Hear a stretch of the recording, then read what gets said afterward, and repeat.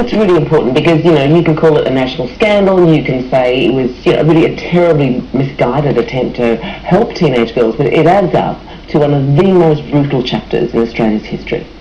These three nurses pushed me back on the bed, forcibly held me down, and the midwife at the end of the bed said, "This has got nothing to do with you."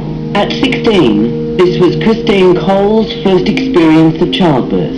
Drugged, frightened, and forced to give her baby girl up for adoption. I never got to see my baby, and I didn't know where she was taken.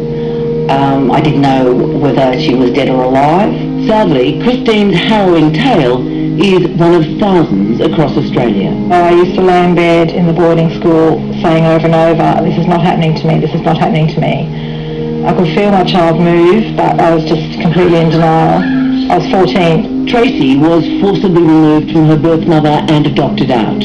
Years later, a frightened pregnant teenager, she found herself in the same situation. The birth was traumatic.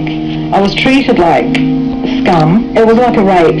In the 1950s and right into the late 70s, it was common practice for hospitals, religious institutions and government agencies to coerce unmarried mothers into giving their babies up for adoption. As soon as they got into the system, they were marked sort of for adoption a long time before any consents were asked for or given. It was just assumed that that was going to be the pattern.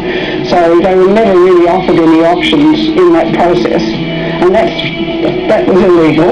It was 1969 when Christine fell pregnant to her boyfriend of 2 years. I had told the social worker that I was planning to get married and that I wanted to keep my baby. That didn't make any difference. I had the child welfare department worker standing over me saying basically, "Sign these papers or you can't leave." By this time, I'm drugged, traumatised, terrified, because I kept asking for my baby repeatedly, and they just kept saying, "No, you can't."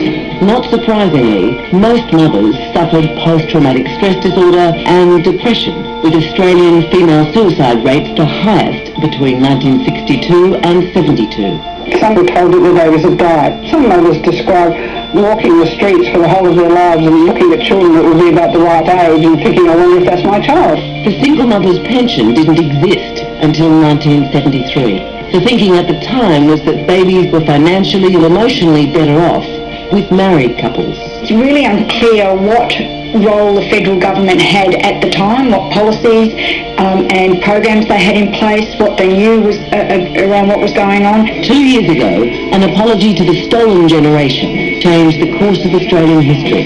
Now, for these mothers, the word sorry could mean the start of a long healing process. All I want is to be included in my family and to cry on my mother's breast and feel like I probably will never have that. If you've been through such an agonising experience, you need to have the people responsible to validate that by saying, yes, we did something wrong and we are deeply, deeply sorry. It's a mountain of pain there, right up to 30 years.